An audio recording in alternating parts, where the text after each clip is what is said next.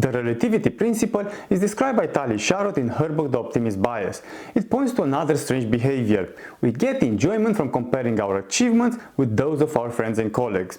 One classic experiment by Daniel Kahneman found that people prefer to work for less money if their wages were higher than those of their colleagues. So, if you ask me to work for you for £30,000, I will most often say yes if I know that other people working for you are being paid around £25,000.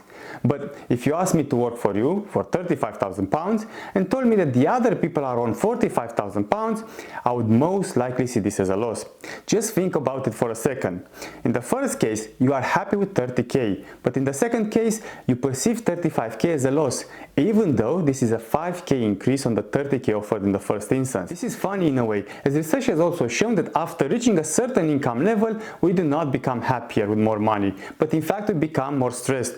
To continue the financial example, Kahneman and Deaton refer to multiple studies to show that we continue to push ourselves and sacrifice our time to earn more money than our colleagues, in spite of many studies showing that beyond the threshold of $75,000, increases in earnings do not correlate with improvements in happiness and well-being. But how can we leverage these findings in the digital space?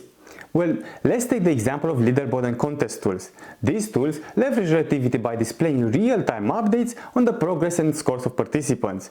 This keeps people engaged. After all, we all want to stay as close to the top as possible. The great flexibility that tools offer in terms of the purpose of the contest means that marketers can again tailor the contest to the audience and induce particular feelings. I must say that I always find it funny to observe how people take specified actions more simply to come up on top, with no other reward than the feeling of winning. Of course, there are so many other ways to leverage this principle. I am now sure that on reflection, you'll find so many other innovative approaches in leveraging the competitive nature of the human nature. Meanwhile, thank you for watching, and I'll see you in the next session.